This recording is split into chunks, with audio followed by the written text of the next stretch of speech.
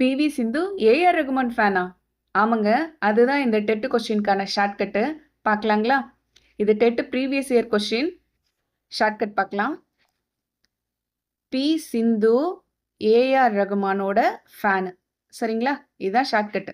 இப்போ இங்கே பின்றது பத்மஸ்ரீ அவார்ட். பத்மஸ்ரீ பத்மான்னு வருதுங்களா? அப்போ 15. அப்போ பத்மஸ்ரீ அவார்ட் அவங்க 15ல் வாங்கினாங்க.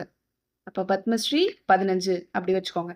நெக்ஸ்ட்டு எஸ்ன்றது சில்வர் மெடல் இன் ஒலிம்பிக். அது எப்போ வாங்கினாங்கன்னா 16. 15க்கு அப்புறம் 16. அப்போ சில்வர் மெடல் இன் ஒலிம்பிக் 2016. ஏன்றது அர்ஜுனா அவார்ட். அர்ஜுனா அவார்ட் 2017 வாங்கினாங்க. அப்போ 17. புரியுதுங்களா? 15, 16, 17 லைனாக வருதுங்களா? அதான் பி சிந்து ஏஆர். பி சிந்து ஏஆரோட ஃபேனு. அப்போ ஏன்றது 17.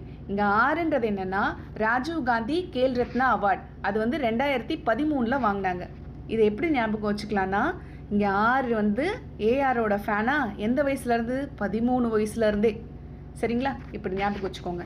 பி சிந்து ஏஆர் ஃபேனு 13 வயசுலேருந்தே. பின்றது 15ல் வாங்கினாங்க. என்னது? பத்மஸ்ரீ அவார்ட் 15.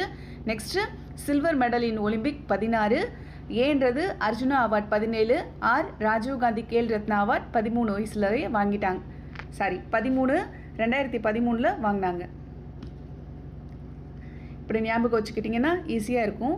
ஆக்சுவலாக இந்த கொஷினோட ஆப்ஷன்ஸ் வந்து இங்கே தப்பாக கொடுத்துருக்காங்க. அதனால அந்த எக்ஸாமில் நமக்கு 1 மார்க் எக்ஸ்ட்ரா கொடுத்துட்டாங்க. பட் இந்த கொஷினை மறுபடியும் ரிப்பீட் பண்ண சான்ஸ் இருக்குது. சரிங்களா? இங்கே இருக்கிற ஆப்ஷன்ஸ் எல்லாம் தப்பு. ஸோ இதை பார்க்காதீங்க. இதுதான் இதுக்கு சரியான ஆர்டர். இது போல் நிறைய டெட் கொஷின்ஸை ஷார்ட்கட்டோடு தெரிஞ்சுக்கிறதுக்கு நம்ம சேனலை மறக்காமல் சப்ஸ்கிரைப் பண்ணுங்கள். நன்றி.